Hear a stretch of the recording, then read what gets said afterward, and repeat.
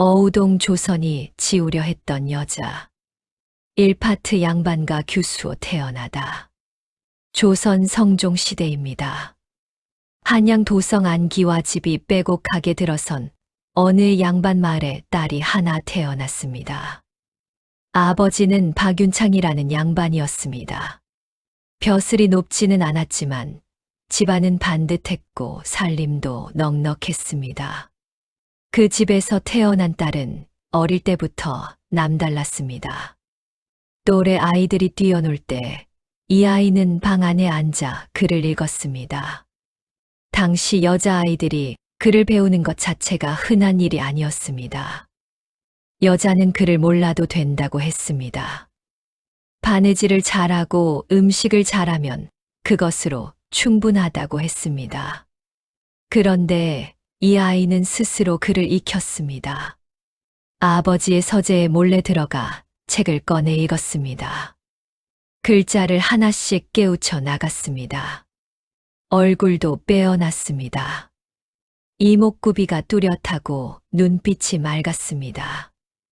동네 사람들이 수군거렸습니다. 저 집딸은 보통이 아니다. 얼굴도 저렇고 눈빛도 저렇고 뭔가 달라. 그 아이가 바로 어우동입니다. 본명은 박씨였습니다. 어우동은 나중에 붙여진 이름입니다. 어우동이라는 이름이 어디서 왔는지는 정확히 알 수 없습니다. 다만 그 이름이 조선 역사에서 가장 오래 살아남은 여자의 이름이 됐습니다. 조선 시대 여자는 이름이 없었습니다. 태어나면 아무개 집딸이라고 불렸습니다. 시집을 가면 아무개 집 마누라가 됐습니다. 아들을 낳으면 아무개 어머니가 됐습니다. 이름이 없다는 것은 존재가 없다는 뜻이었습니다.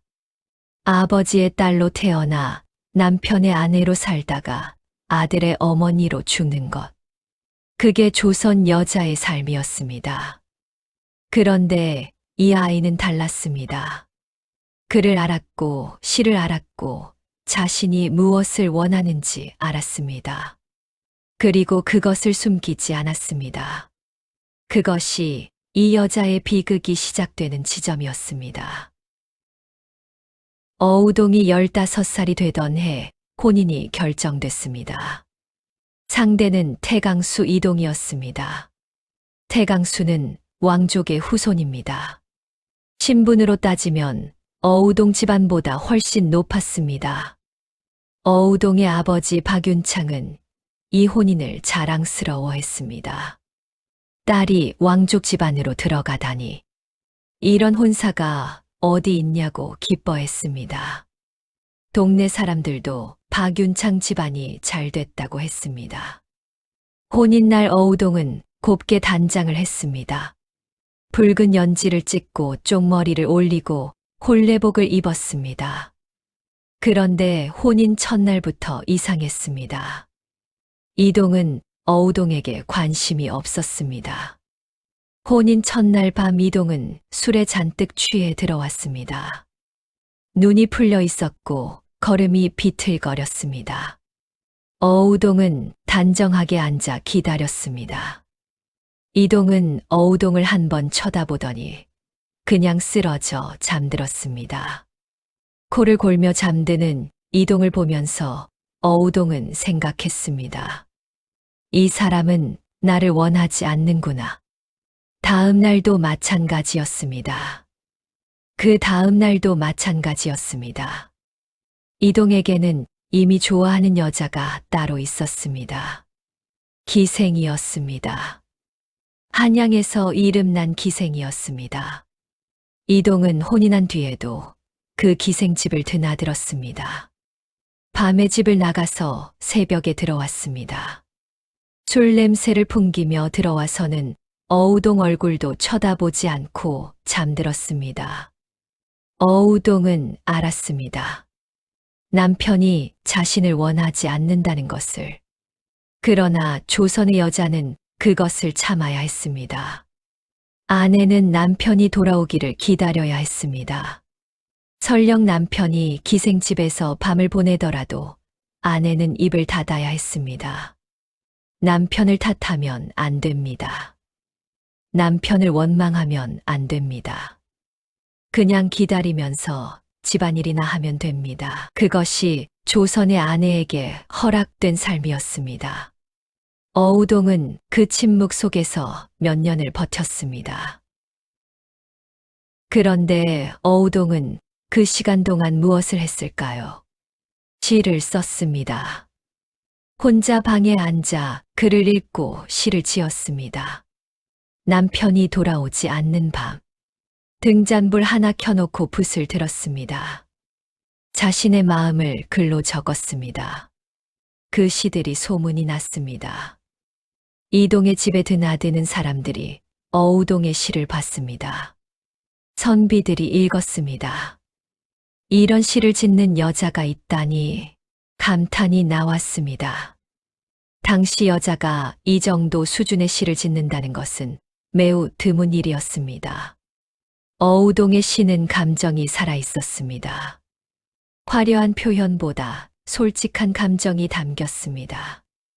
읽는 사람의 마음을 건드렸습니다. 어우동은 시로 바깥 세상과 연결됐습니다. 남편이 돌아오지 않는 밤 어우동은 시를 지으며 자신의 존재를 증명했습니다. 나는 여기 있다. 나는 살아있다. 나는 생각하는 사람이다. 그런데 그것이 문제가 됐습니다. 조선에서 여자의 재능은 위험한 것이었습니다. 재능이 있으면 욕망이 생기고 욕망이 있으면 통제가 안 됩니다. 이동의 집안에서 수군거리기 시작했습니다. 저 여자는 얌전하지 않다. 여자가 글을 짓고 시를 쓰고 뭐가 그리 잘났다고. 집안 어른들이 불편해했습니다. 이동도 그 소리를 들었습니다. 결국 이동이 먼저 움직였습니다. 어우동을 내쫓기로 한 겁니다. 이유가 필요했습니다. 이동은 어우동이 행실이 좋지 않다고 했습니다. 증거는 없었습니다. 그냥 하는 말이었습니다. 그런데 조선에서 남편이 아내를 내쫓겠다고 하면 그걸로 끝이었습니다. 아내는 항변할 수 없었습니다. 내가 뭘 잘못했냐고 따질 수 없었습니다. 억울하다고 소리칠 수 없었습니다. 그냥 나가야 했습니다. 어우동은 쫓겨났습니다. 콜레복을 입고 들어온 집에서 아무것도 없이 나왔습니다. 친정으로 돌아왔습니다. 아버지 박윤창은 딸을 받아줬지만 동네의 시선은 차가웠습니다. 쫓겨난 여자, 저 집딸이 쫓겨났다더라. 뭔가 잘못을 했겠지. 시집에서 내쫓겼으면 뭔가 있는 거 아니겠어. 말들이 돌았습니다. 조선에서 쫓겨난 여자는 이미 죽은 목숨이나 마찬가지였습니다. 재혼도 안 됩니다. 바깥 출입도 눈치가 보입니다. 누구를 만나는 것도 안 됩니다. 그냥 집 안에 틀어박혀 조용히 늙어가야 했습니다. 사람들 눈에 띄지 않게 살다가 조용히 사라지면 됩니다. 그것이 조선이 어우동에게 허락한 삶이었습니다. 그런데 어우동은 그 삶을 거부했습니다. 이파트 금기를 넘다. 쫓겨난 여자에게 조선이 허락한 것은 아무것도 없었습니다. 재혼도 안 되고 바깥 출입도 안 되고 사람을 만나는 것도 안 됩니다. 웃는 것도 조심해야 했습니다. 큰 소리로 말하는 것도 안 됩니다. 그냥 집 안에서 조용히 사라지면 됐습니다. 어우동은 친정방 안에 앉아 생각했습니다. 나는 왜 사라져야 하는가? 내가 무엇을 잘못했는가? 남편이 기생집을 드나드는 것은 괜찮고 나는 시 한 편 쓰는 것도 안 되는가? 남편은 첩을 들여도 되고 나는 사람 한 명 만나는 것도 안 되는가? 이 나라의 법은 누구를 위한 법인가? 그 질문이 어우동을 움직이게 만들었습니다. 어우동이 처음 만난 사람은 선비였습니다. 어우동의 시를 읽고 찾아온 사람이었습니다. 한양에서 꽤 이름난 선비였습니다. 어우동의 아버지가 외출한 사이 그 선비가 찾아왔습니다. 어우동을 만나고 싶다고 했습니다. 시에 대해 이야기를 나누고 싶다고 했습니다. 어우동은 잠깐 생각했습니다. 만나면 안 됩니다. 쫓겨난 여자가 낯선 남자를 만나는 것은 있을 수 없는 일입니다. 그런데 어우동은 만났습니다. 그 선비와 시 이야기를 나눴습니다. 글 이야기를 나눴습니다. 어떤 시를 좋아하는지, 어떤 글이 좋은 글인지 이야기했습니다. 어우동은 그것이 좋았습니다. 남편 이동과 살던 시절 한 번도 나눠보지 못한 대화였습니다. 이동은 어우동과 대화를 나눈 적이 없었습니다. 그냥 같은 집에 살았을 뿐이었습니다. 그런데 이 선비는 달랐습니다. 어우동의 말을 들었습니다. 어우동의 시에 대해 진지하게 이야기했습니다. 어우동을 한 사람으로 대했습니다. 그것이 어우동에게는 처음 느껴보는 감각이었습니다. 소문이 퍼졌습니다. 어우동이 사람을 만난다고. 그러자 더 많은 사람들이 찾아왔습니다. 어우동은 그들을 만났습니다. 선비도 있었고, 무관도 있었고, 승려도 있었습니다. 심지어 노비도 있었습니다. 조선에서 신부는 하늘이 정한 것이었습니다. 양반은 양반끼리 상민은 상민끼리 노비는 노비끼리. 그 선을 넘는 것은 있을 수 없는 일이었습니다. 양반 여자가 노비를 만난다는 것은 상상도 할 수 없는 일이었습니다. 그런데 어우동은 만났습니다. 어우동에게 신부는 중요하지 않았습니다. 사람이 중요했습니다. 이야기가 통하는 사람이 중요했습니다. 나를 한 사람으로 봐주는 사람이 중요했습니다. 신분이 높다고 해서 사람이 좋은 게 아니었습니다. 남편 이동이 그 증거였습니다. 왕족의 후손이었지만 어우동을 사람으로 보지 않았습니다. 어우동이 만난 사람들 중에 특히 기억에 남는 인물이 있습니다. 홍찰방이라는 사람이었습니다. 찰방은 지방 관리입니다. 홍찰방은 처음에 어우동의 시를 읽고 찾아왔습니다. 그는 어우동과 밤새 시 이야기를 나눴습니다. 어우동은 그에게 시를 써줬습니다. 그 시가 지금도 일부 전해집니다. 꽃이 지는 것이 슬프지 않다. 꽃이 피어 있을 때 아름다웠으면 됐다. 이 시가 어우동의 마음이었습니다. 나는 오래 살지 않아도 된다. 길게 살면서 남의 눈치나 보며 사는 것보다 짧게 살더라도 내가 원하는 대로 사는 것이 낫다. 그게 어우동이었습니다. 오래 살기 위해 죽은 듯이 사는 삶을 어우동은 원하지 않았습니다. 그런데 어우동이 만난 사람 중에 한 명이 문제가 됐습니다. 어우동의 전 남편 이동의 친척이었습니다. 이동 집안 사람이 어우동을 만나러 온 겁니다. 쫓겨난 여자를 만나러 온 것도 문제인데 그게 전 남편 집안 사람이라니. 그 일이 이동의 귀에 들어갔습니다. 이동은 분노했습니다. 내가 내쫓은 여자가 저렇게 살고 있다니. 감히 우리 집안 사람을 만나.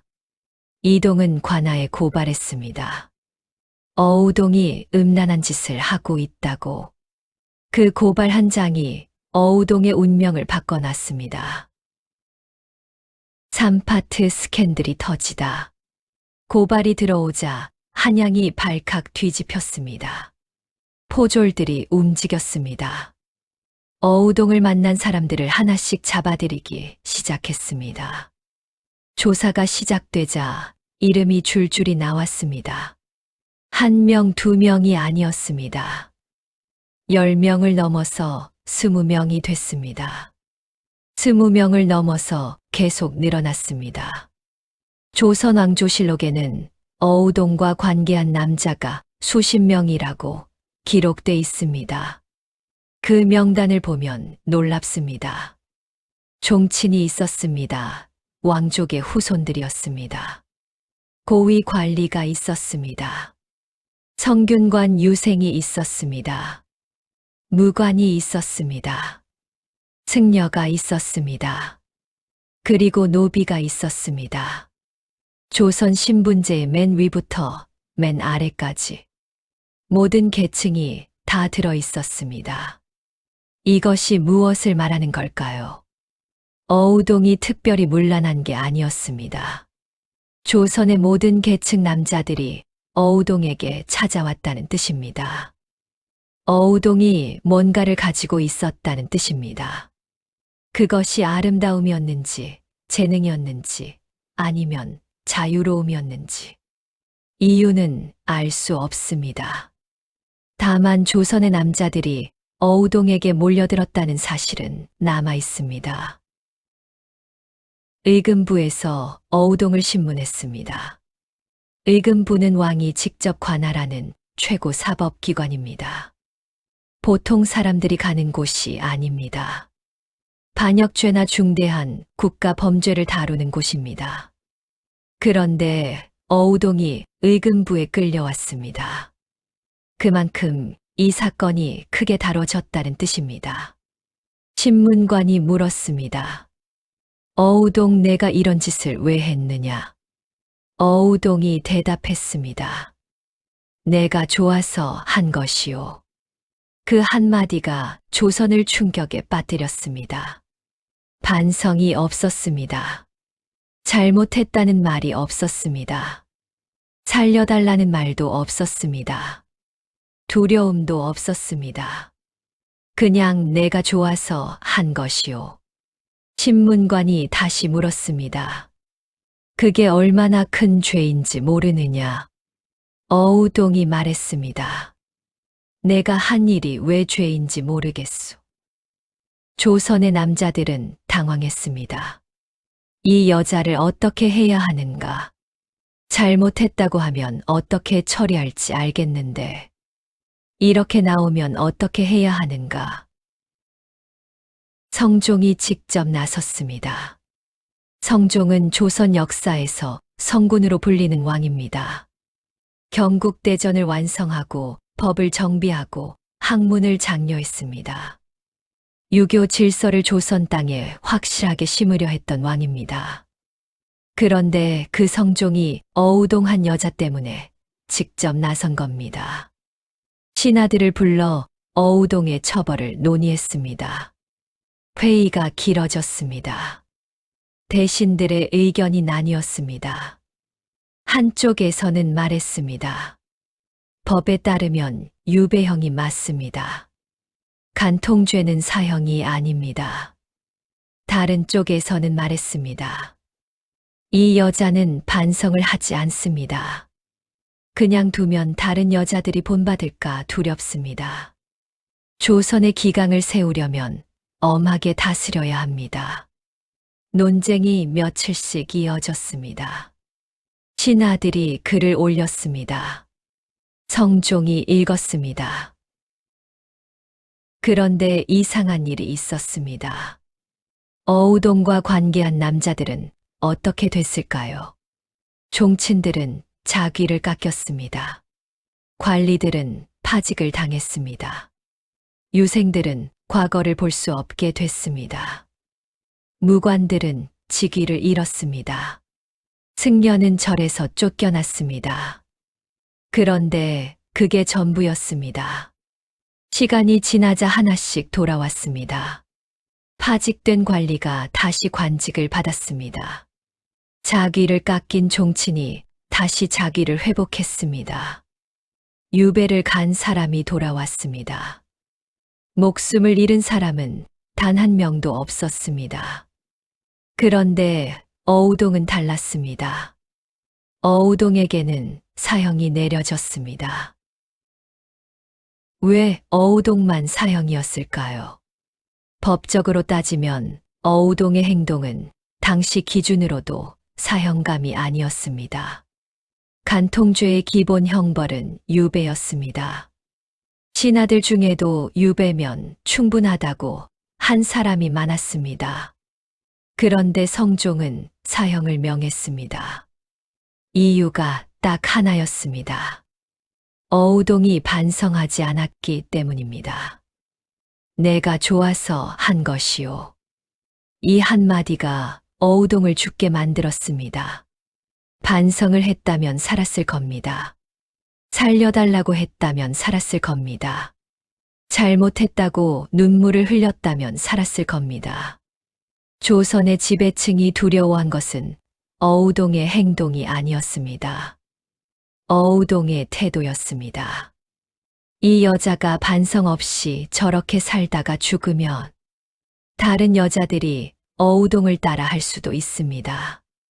조선의 여자들이 어우동처럼 생각하기 시작하면 조선의 질서가 흔들립니다. 그것이 두려웠습니다. 그래서 사형이었습니다. 어우동과 함께 잡혀온 남자들 중에는 어우동에게 불리한 증언을 한 사람들이 있었습니다. 어우동이 먼저 유혹했다고 했습니다. 자신들은 어우동에게 속아 넘어갔다고 했습니다. 그렇게 말하면 자신들의 죄가 가벼워지니까요. 나는 피해자라고 했습니다. 어우동이 나쁜 여자라고 했습니다. 어우동은 그 말들을 들으면서 아무 말도 하지 않았습니다. 변명하지 않았습니다. 남자들을 탓하지도 않았습니다. 그냥 내가 한 일이라고 했습니다. 내가 원해서 만났다고 했습니다. 그 당당함이 조선을 더 불편하게 만들었습니다. 여자가 저렇게 당당하면 안 됩니다. 여자는 고개를 숙여야 합니다.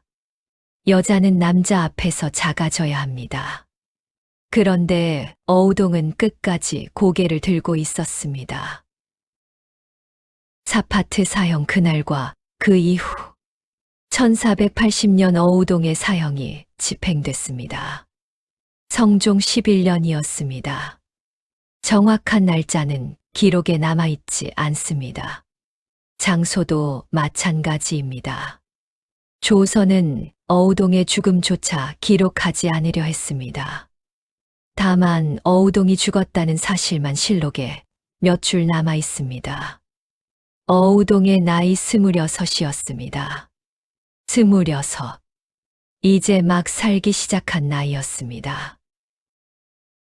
사형장으로 걸어가는 어우동의 모습을 본 사람들이 나중에 전했습니다. 어우동은 떨지 않았습니다. 고개를 숙이지 않았습니다. 울지도 않았습니다. 마지막까지 눈을 들고 걸어갔습니다. 구경하던 사람들이 수군거렸습니다. 저 여자 봐라. 무섭지도 않은가? 어떻게 저럴 수가 있지? 누군가 물었습니다. 무섭지 않으냐고. 어우동이 말했습니다. 내가 원하는 대로 살았으니 됐소. 후회가 없소. 그 말이 전해지면서 사람들은 오히려 더 어우동을 이야기했습니다. 죽어서도 당당한 여자. 조선은 어우동을 죽여서 지우려 했는데 오히려 더 살아있게 만든 겁니다. 사람들 입에서 입으로 어우동의 이름이 전해졌습니다. 어우동이 죽은 뒤 이상한 일이 일어났습니다. 어우동과 관계했다는 이유로 처벌받은 남자들이 하나둘 복권되기 시작했습니다. 파직됐던 관리가 다시 관직을 받았습니다. 자귀를 깎인 종친이 다시 자귀를 회복했습니다. 유배를 갔던 사람들이 돌아왔습니다. 과거를 못 보게 됐던 유생들이 다시 과거를 볼 수 있게 됐습니다. 시간이 지나자 다 원래대로 돌아왔습니다. 그런데 어우동은 돌아오지 않았습니다.